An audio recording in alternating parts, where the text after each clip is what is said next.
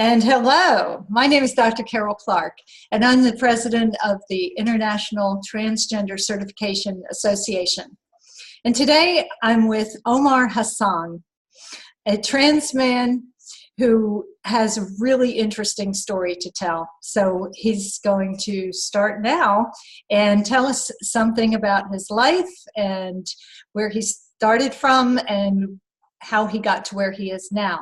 So Omar, welcome Hi. to ITCA, and tell us a little bit about your life in Egypt and when you were young and up to when you came to the United States.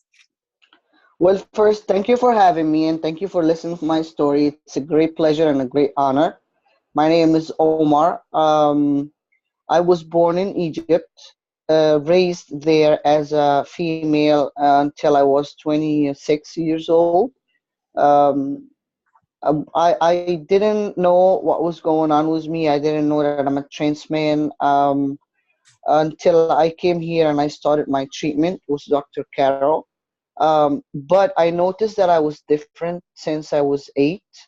That's when you start, joining life and doing all the life experience stuff like playing sports, going to school, meeting people, actually talking, having your own thoughts, having your own attitude and dreams. And that's when I realized that I was different. Going to school was it wasn't that big a deal when I was in elementary and the beginning of middle school, but high school was hell. College was living hell. What made it so difficult? My look, and the way I talk, the way I walk, my expectation from people, and the way that they expected me to behave. Because I was a tomboy all the time, even from the begin from what I like from the beginning of my time. I don't even remember when I used to go to my brother's closet and grab the clothes to wear. I never liked to wear the clothes that my parents got for me. Of course, the girl stuff, that skirts and the dresses and all these things.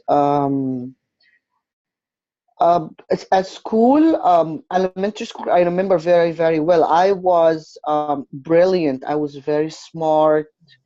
Uh, I got A's and everything, A pluses. I even joined that team that compete for it's something like the contest here, but it's not like quite like that. It's about all the subjects. It's about Arabic, geography, math.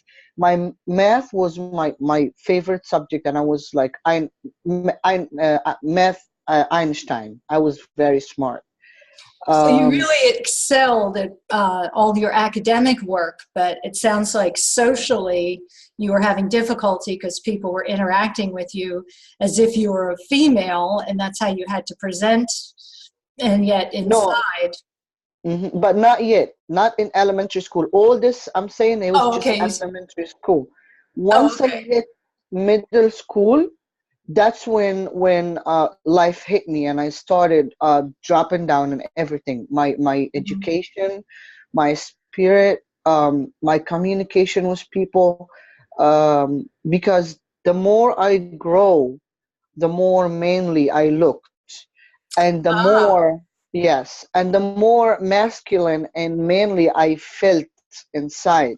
So sports, I stopped. I didn't play soccer anymore. Math, I was still good at math, but I didn't show it mhm. because I didn't want people to notice me. And what Uh, about your interactions with other people? So when you got into junior high, high school, were you able to date? What was no. expected of you? What did you do as far as, romantic or sexual relationships?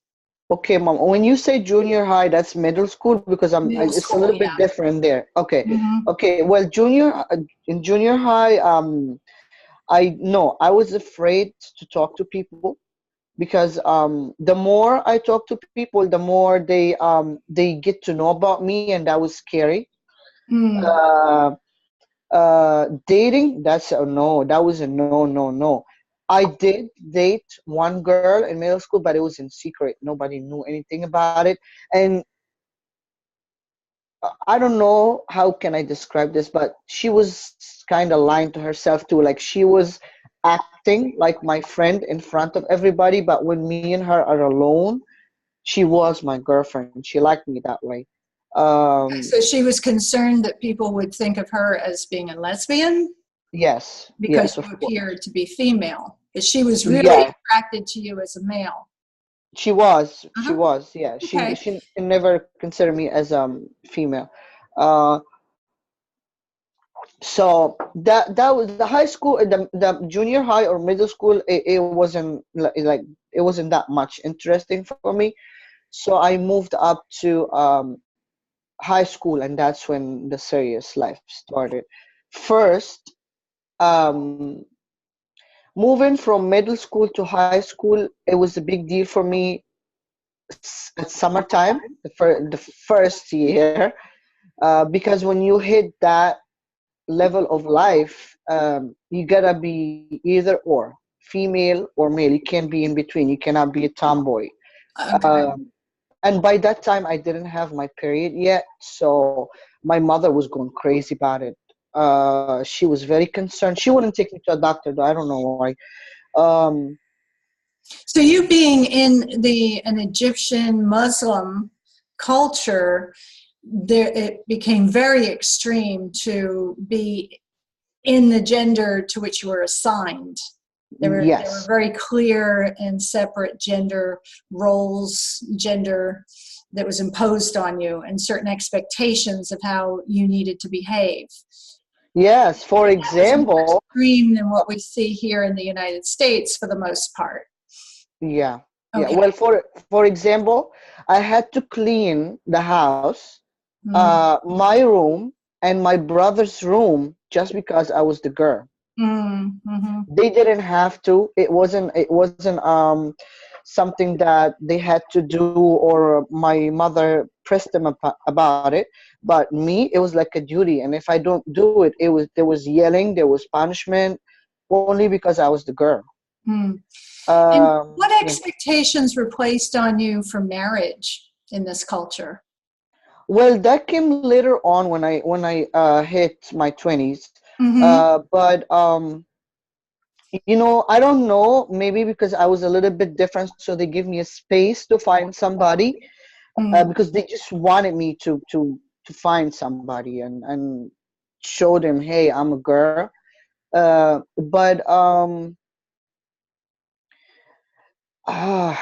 it's So coming to complicated. the United States, making a Uh-huh. decision to do that and actually implementing that, how difficult was that for you?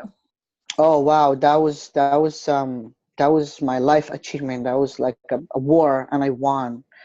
Um, I tried several times to apply for the United States visa, but I didn't get it.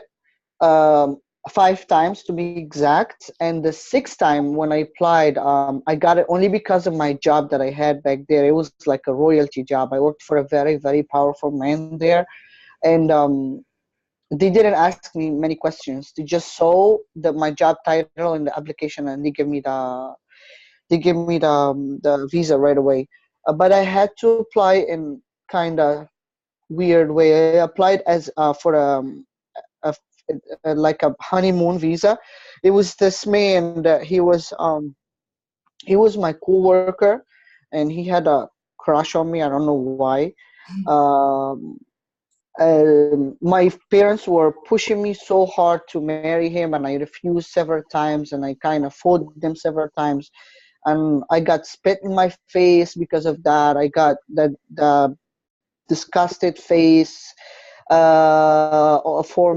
from them towards me. There was a lot of about a lot of like attitude about that, but eventually it was my only door to get them to calm down and also get my visa. So I made a deal with him to apply for a visa as a couple that getting married and want to go for honeymoon in the United States, and they gave us the visa right away. They gave me my visa right away because of my job, but he had to wait for like 3 months for just background check and stuff. But he got it eventually. And that's it. And I came here. So then you came to the United States, and how did your life change? Oh, man. Mm. Well, first, the second that my plane landed, I felt safe immediately, and I felt that I've been saved. Uh, Only because I saw online what United States can offer. That's another thing too. When I was back there in Egypt, there was no resources that I like. I didn't even know what was wrong with me. Oh no, not wrong. What was different with me? Um, the internet has no informations. I tried to look for an answer, but I couldn't find anything. I tried to visit therapists and doctors, and even I visited one surgeon that his only field is the intersex hermaphrodite field.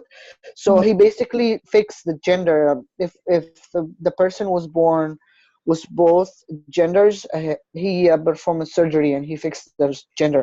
So I even went to the doctor too, but it was just a total failure. When I came to United States, I stayed with my family and my mother's part, my mother's side, sorry, and I start looking into what's going on, um, and with the first click on the button, the search button on the Google, I found a video of Dr. Carol Clark talking about how do you feel when you have a man or a woman trapped inside you and that's not you outside. So I clicked on a video and I looked at, I watched it. Oh man, it saved my life. It was just, she was like saying what I wanted to say, but I didn't know how. So I contacted Dr. Clark via email that was mentioned in her video. I told her a little bit about myself, and she emailed me back. The thing that made me feel like I have wings and I could fly, that she emailed me back using my name, Omar, which was a secret between me and all the girlfriends that I had. Um, but she actually emailed me as Omar, and she said that we will have a phone session. And we had our very first phone session. Um, I was drenched in sweat. My heart, you could see my vein from here. It was literally like this. No. Uh, and when she said, "Hi, Omar, how you doing?" She's just, I had I don't know, I don't know. It's goosebumps everywhere. But we start talking, we hit it off, and she listened to my story, and bit by bit, Dr. Clark, whom I call mom now, consider as a mom too. She's my real mom. Um, she made me understand, and she helped me understand and realize what's going on, and have my own thoughts and clear my mind and know who I am and embrace that in honor, not in shame. So I Yes. recall a lot about that, and thank you so much. It's been a blessing to be able to help you on your journey. I remember that there were a lot of cultural Yeah. thoughts, thoughts that you were having that were plugged into your culture as far as the freedom. A lot had to do with freedom and freedom from your parents and freedom to make your own choices. And so that was one of the things I remember about the difference between your culture, your Muslim Egyptian Yes. culture, and the U.S. culture. Um, and then, so we proceeded to help get you plugged in with the asylum attorneys. Yeah. Yeah. That was. And then you actually ended up in a homeless shelter. But Mhm. in New York City, they were very helpful with you, getting you plugged into services like getting on testosterone, helping you make arrangements for your surgery, for top Yeah. surgery, right? And then little by little, you've really pulled yourself up. Yes. And where are you now in your transition? Well, I am in my Wow. It's like my golden days today, those days. No, but let me tell you first about the culture difference that you just mentioned earlier, Mom. Um, where I'm going to give you a simple example. I was too terrified to go buy a sandwich from a fast food restaurant in Egypt because of all the comments that I could hear right in my presence. They didn't care if I'm there or not. Um, I had to lie once and turn because I was like had enough. I was standing online to buy a sandwich because I was hungry and I just couldn't hold it anymore. I had school and it was late. I had to stand actually in a line and buy myself the sandwich. Um, the people, it was like two, three girls behind me. They were laughing and pointing at me, is like saying, "Oh, look how ugly she looks, and why she look like that? Why she's wearing pants like a man? She must be gay and stuff like that." So I turned around. It was the first time in 21 years to defend myself. I turned around and I said, don't you think it might be a slight problem with me that I look that way? Don't you think I might have cancer or something? That's why my hair is so short. That's why I'm look like that. Why are you making fun of me? So I actually made them feel bad. So they stopped, but it made me feel worse that I had to lie like that to just stand and buy a sandwich. Buying clothes was very difficult. Um, so I just hid all my life there. But when I came here, the first thing I did on my own is go into a restaurant and buy a sandwich. I That's swear great. to God, I went to McDonald's and I bought a sandwich for myself. I stood in line, and I didn't look that manly at the time. I was just like a little boy. I didn't have a beard. My hair was very like I was almost bald. Mm. My face was bony. I was very, very little still. And I stood online and I bought myself a sandwich, and I didn't hear one single negative comment or any bullying stuff. I was so happy. You have no idea. So that's just explain the difference in the culture. So um, what else, Mom? Well, Oh, what else are some challenges you're facing now that you still face? um, well, it's still difficult to talk to my family. They do accept me now, don't get me wrong. They find it took 5 years of convincing and talking to them, religious wise and just mental wise. Um, I actually did something lately I'm very proud of.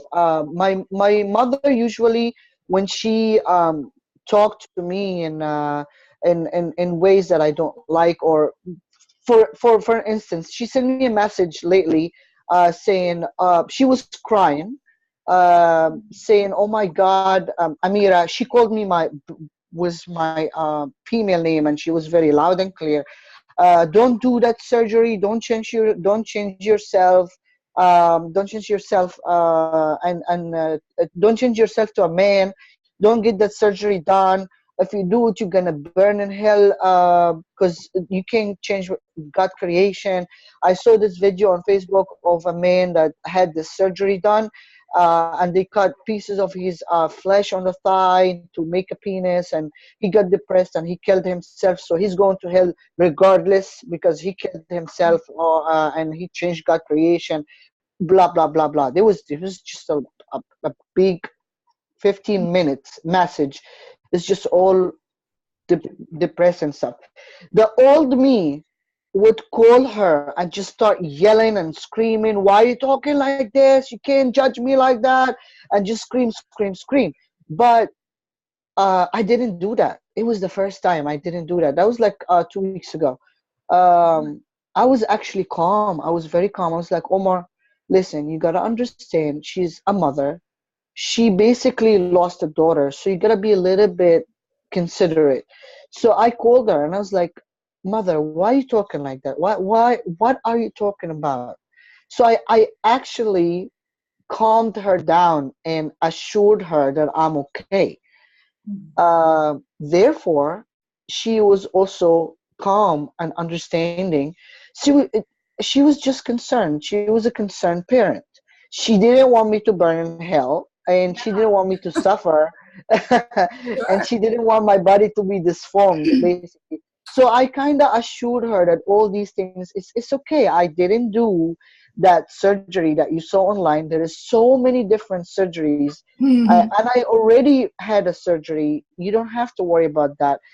You're the one that taught me when God loves someone, He puts His love in the people around you, right? She said yes, and I told her, okay, there was no one single human being that met me and hates me. Everybody loves me, so that means God loves me too, right? So and I took it from there, a little bit, no screaming, no yelling, nothing. Mind you, her words hurt me dramatically. They did Sure. hurt me a lot, but I thought of it like she's a concerned parent and she just Mhm. wants the best for me, and I took it from there, and that Good. was change. That was a That's challenge that good. I had to deal with before, but now Mhm. not anymore. It does bother me though when I talk to them, not just her, all my family, all of them, Mhm. Okay. um, except my brothers. My brothers, they don't do that anymore. Your brothers are Uh, accepting? Mhm. they are, and when they talk to me as a man. They don't make mistakes. In the Arabic language, when you speak to a woman, it's different than you speak to a man. The pronunciation and the nouns and the pronouns are different. So when you talk to a man, it's like when you say "I love you" to a man, it's different than you say "I love you" to a woman. Mm.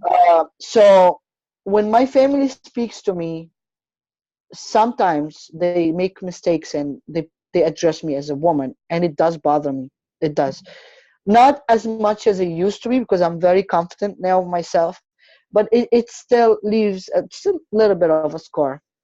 Um, Thank you, Omar. So, you're welcome. to wrap up, how are you feeling about yourself now, about your life now? I am very grateful. I couldn't be more happier, uh, uh, confident. Mm. I only have a problem with talking to girls now, which I don't know why, and I don't understand because it didn't happen in the past. But I'm sure I'm gonna get over it and find a way to fix that. But total picture, I'm very grateful, very close to God, closer than ever, successful, happy, enjoying life more than I ever could imagine, and thankful for my mom, Dr. Clark, and that too. He helps a Thank you. lot, especially with the airport. Thank you so much, Omar. Thank you for sharing your story with us. And as I said, I'm so blessed to have been part of your journey and to continue to be part of your journey.